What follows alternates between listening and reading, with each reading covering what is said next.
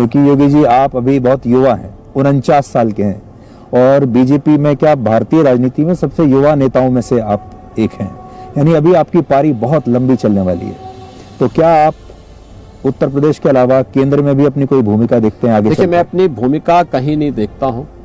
मैं केवल लोक कल्याण के पथ का एक छोटा सा पथिक हूं और इसी पथ पर, इसी भूमिका के साथ लोक कल्याण और अध्यात्म दोनों को मिलाकर के आगे बढ़ने में विश्वास करता हूं और अपनी भूमिका से संतुष्ट हूं। ये सवाल आपको अनकंफर्टेबल कर देता है? मुझे मैं कभी अपने को अनकंफर्टेबल महसूस नहीं करता। जी, ये जो लाल टोपी का मुद्दा आया और प्रधानमंत्री ने भी लाल टोपी के बारे में टिप्पणी की, तो लाल टोपी को लेकर आपको ये क्या खतरे का सिग्नल आपको दिखाई देता है आपके लिए, या लाल टोपी आपको सिर्फ महज एक रंग दिखाई देता है? तो लाल टोपी को आप किस तरह से लेते हैं? देखिए, लाल टोपी हमारे लिए कोई खतरा नहीं है, लेकिन प्रदेश के नागरिकों के लिए खतरा जरूर बना रहा है। आज भी आप देखेंगे, एक कॉमन मैन से पूछिए, आपके रिपोर्टर निकल रहे हैं प्रदेश के अंदर, जगह जगह निकल रहे हैं, और किसी गांव की महिला से पूछिए, किसी सामान्य नागरिक से आप पूछ लीजिए जिसका राजनीति से कोई लेना देना नहीं, लाल टोपी के बारे में उनकी धारणा क्या है, वो अपने आप बता देगा। तो हमसे पूछने की आवश्यकता नहीं।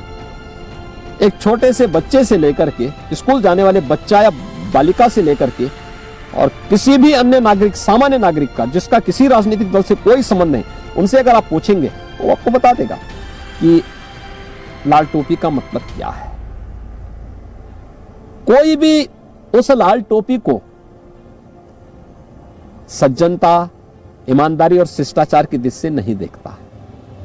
लाल टोपी वालों के ऊपर आजकल इनकम टैक्स के छापे पड़ रहे हैं और अखिलेश यादव ये कहते हैं कि मुख्यमंत्री जी दिन भर हमारा बैंक अकाउंट चेक करते रहते हैं और शाम को हमारा जो फोन टैपिंग करते हैं वो शाम को हमारी रिकॉर्डिंग सुनते हैं रात को। देखिए, 25 करोड़ की जनता की सेवा करते करते यहां तो फुर्सत नहीं मिलती। यहां पहले दिन से मैंने 19 मार्च 2017 को शपथ लिया था और 19 मार्च 2017 से लेकर के अब तक प्रतिदिन 16 से लेकर 20 घंटे तक कार्य करता हूं, अलग अलग उस पर कार्य करता हूं। तो ये फुर्सत उन लोगों के पास है जो लोग 12 बजे सोकर के उठते हैं, 2 बजे तक तैयार होते हैं, फिर साइकिलिंग पे निकल जाते हैं, फिर आए तो उसके बाद फिर इस प्रकार की फिजूल के कार्यों में अपना समय लगाते हैं। हमारे पास तो अपनी उपलब्धियों को लेकर के और आने वाले समय की उन हर प्रकार की चुनौती को नंबर 1 पर उत्तर प्रदेश नंबर 1 की उस रेस में आगे बढ़ाने से ही फुर्सत नहीं। तो इस प्रकार की उससे कहां फुर्सत है। रही बात, तो पूछना चाहता हूं कि 5 साल के टेन्योर में किसी व्यक्ति की संपत्ति 200 गुना बढ़े, ये क्या साबित करता है? ऐसे अधिक संपत्ति का मामला तो हमारी सरकार के समय नहीं आया या भाजपा की सरकार के समय नहीं आया। राज्य सरकार का खैर उसमें वो नहीं, ये मुद्दा तो कांग्रेस की सरकार के समय चल रहा है। इनकम टैक्स स्वतंत्र एजेंसी, वो अपना काम अपने अनुसार कर रही है। पर चुनाव से ठीक पहले छापे? चुनाव के पहले नहीं, ये उन एजेंसियों को तय करना होता है, ये सेंट्रल स्टेट गवर्नमेंट नहीं तय करती। और सवाल ये है कि आज से अधिक संपत्ति का मामला ये कब से चल रहा है? ये तो कांग्रेस की सरकार के समय चल रहा था। क्यों नहीं उन्होंने पूछा? कांग्रेस की सरकार को तो बिना मांगे समर्थन दे रहे थे लोग। पूछा जाना चाहिए ना इन लोगों से। प्रदेश के ब्राह्मण आपसे नाराज हैं या आपको पसंद नहीं करते, ये थ्योरी कहां से आ रही है? देखिए, ये थ्योरी वे लोग दे रहे हैं जो लोग नीरज मिश्रा जैसे निर्दोष नागरिकों की हत्या करते हैं। मैं एक बात जानना चाहता हूं,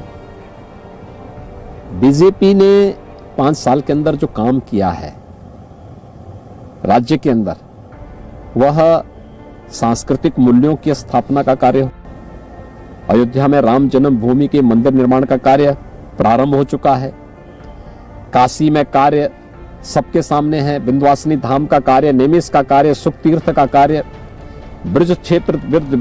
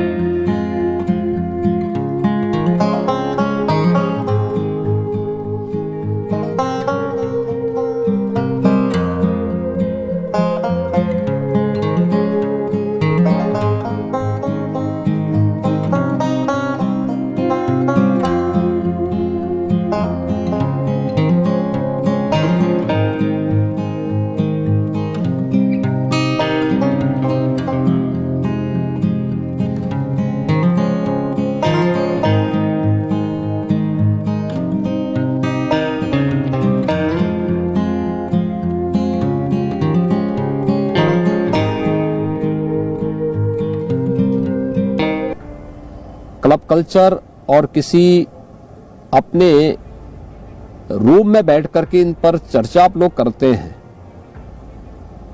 तो हमेशा गलत साबित होती है। मुझे लगता है कि इसका पक्ष दूसरा ही होने जा रहा है और 19 की पुनरावृत्ति की तरफ कहीं प्रदेश न चला जाए।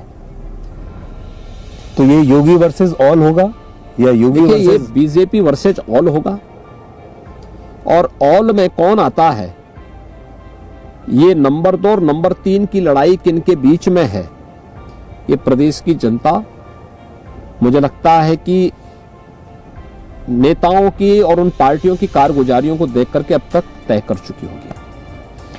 आपका कोई अंदाजा है कि इस बार आप कितनी सीट जीत सकते हैं? भारतीय जनता पार्टी 325 प्लस जीतेगी उत्तर प्रदेश के अंदर, अपने सहयोगियों के साथ जीत करके आएगी, इसमें कोई संदेह नहीं होना चाहिए। पर इतनी तो आपने 2017 में भी नहीं जीती थी। मैंने क्या कहा, 2017 में भी भारतीय जनता पार्टी ने अपने सहयोगियों के साथ 325 सीटें जीती थी जी।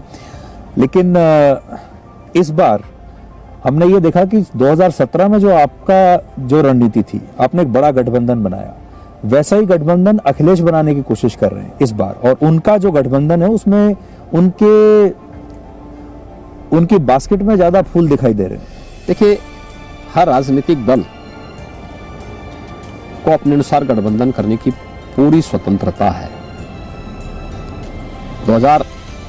देखिए, समाजवादी पार्टी पहली बार गठबंधन नहीं कर रही है, ये गठबंधन पहले भी हुए हैं। 2017 में हुए थे, 2 लड़कों की जोड़ी ने गठबंधन बनाया था। 2019 में भी वो और बबुआ ने गठबंधन किया था, महागठबंधन था। तब तो आप लोगों के आंकड़े और ही थे, क्या हुआ उसका? आखिर रिजल्ट क्या निकला? 0 + 0 0 ही होगा। मुझसे लिख के ले लीजिए,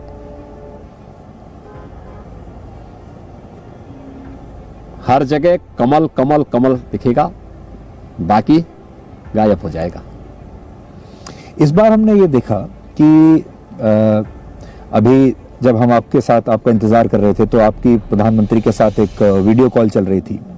प्रधानमंत्री का कितना इन्वॉल्वमेंट है इस चुनाव में पर्सनली, और आपका अपना इक्वेशन प्रधानमंत्री मोदी के साथ कैसा है, अमित शाह जी के साथ कैसा है, और आपकी ये जो जोड़ी है ये कैसे मिलके काम करती है? देखिए, प्रधानमंत्री जी देश के नेता हैं, हम सबके मार्गदर्शक हैं, अभिभावक हैं, और उनकी प्रेरणा, उनके मार्गदर्शन में हम कार्य कर रहे हैं। 2014 में आज के माननीय गृह मंत्री अमित शाह जी प्रदेश के प्रभारी के रूप में उन्होंने उत्तर प्रदेश के सारे सिनेरियो को बहुत नजदीक से देखा था और उस समय प्रधानमंत्री मोदी जी की रणनीति में उन्होंने यहाँ की मार्गदर्शन में यहाँ की रणनीति बनाई थी, सफलता प्राप्त हुई। 2017 में सौभाग्य से वे राष्ट्रीय अध्यक्ष थे, उनके मार्गदर्शन में यहाँ पूरा चुनाव लड़ा गया। 2019 में बराबर, ऐसा तो है नहीं केवल चुनाव के दौरान ही लोग मिल रहे हों, निरंतर उत्तर प्रदेश की जनता से माननीय प्रधानमंत्री जी का, माननीय गृह मंत्री जी का, माननीय राष्ट्रीय अध्यक्ष जी का इंटरेक्शन बराबर रहा है और आगे भी ये बराबर आगे भी